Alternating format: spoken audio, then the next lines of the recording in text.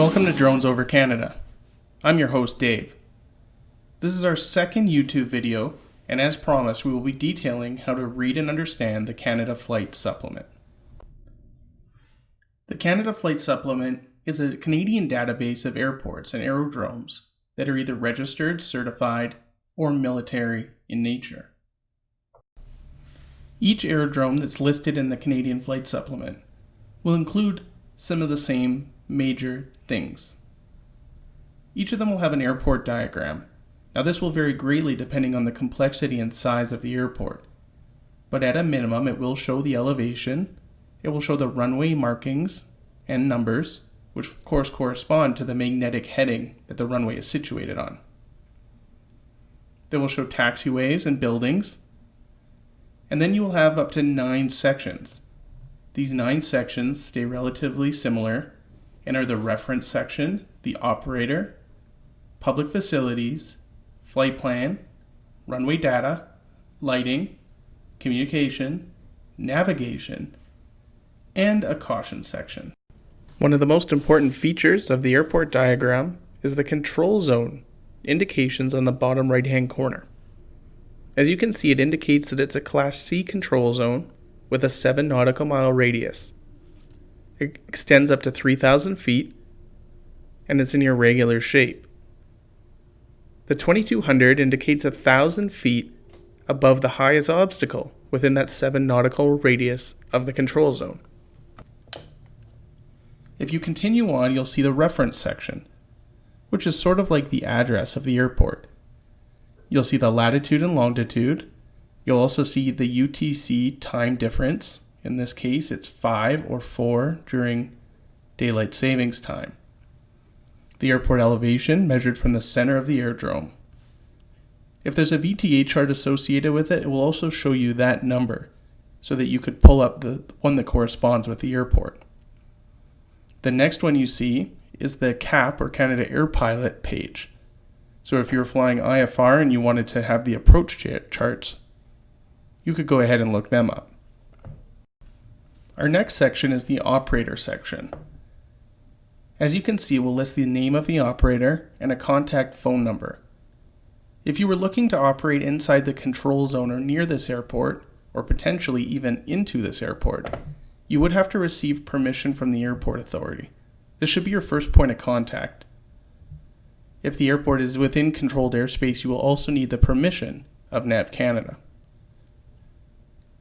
You'll see here that the airport is certified by the CERT or CERT designation. It may also say Reg for registered, or if it's military, you'll see either MIL or DND. Below our operator section is the public facilities or PF section. These codes correspond to different public facilities that may or may not be available at the airport. These would be things like restaurants or restrooms that anybody could use. Customs is probably not applicable to most RPAS operations, but if for some reason it was, the details here would include how to contact them or request a call out if you'd like them to come and inspect your aircraft. The next section, and a very important section for RPAS operators in Canada, is the flight planning section. Not necessarily how to file a flight plan, but the different flight information centers or area center controllers that might be applicable to operating here. For example, if you wanted to operate near the Montreal airport and you had the permission of both the Airport Authority and NAV Canada, you would want to take notes of these FIC and ACC numbers. They would be your emergency contact numbers in the case of a flyaway. There's also weather.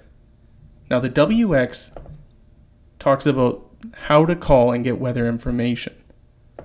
It will tell you if the METARs are 24 hours a day or what hours they operate, as well as the TAFs. It will also normally give you the 1-800 weather brief number where you can call to talk to a flight service station specialist who can help you decode the weather and advise any NOTAMs of the area. Moving down, we have services such as fuel and oil, probably not applicable to most RPAS operators. Runway data will show you the certification status of the runways, as well as the magnetic headings of the runways, the lengths and the widths, and the surface material. The next is lighting, which shows the different kinds of pilot lighting available, if any. Communications will show the different air-to-air or air-to-ground communications available, as well as if there's a mandatory frequency. Any sort of mandatory frequency or air traffic frequency may be applicable to drone operations, so it's important that you note these. Then you have navigation. Navigation are the different nav aids that might be available to an aircraft operating in this area.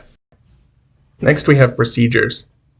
Just like customs, you may or may not see this on the airport you're looking at, depending on how complicated some of the procedures are and how busy it is. But if they do have some procedures listed, have a look because it could be applicable to RPAS operations. Next we'll have a look at the caution section. Just like some of the other sections, you may or may not see this on the airport you're looking at. But if you do see it, it's worth having a read through. This could indicate everything from wildlife phenomenon to certain lights or towers, or even a weather phenomenon that's unique to this airport. And that's how to read and understand the Canada Flight Supplement. We hope you enjoyed the video, and we hope it helped you make your RPAS journey just a little bit easier. Feel free to leave some comments if you liked it, or if you think there's something we can do better, don't be afraid to share those as well. Check us out on Facebook at Drones Over Canada, and make sure you download the podcast, Drones Over Canada, anywhere you like to listen to your podcasts.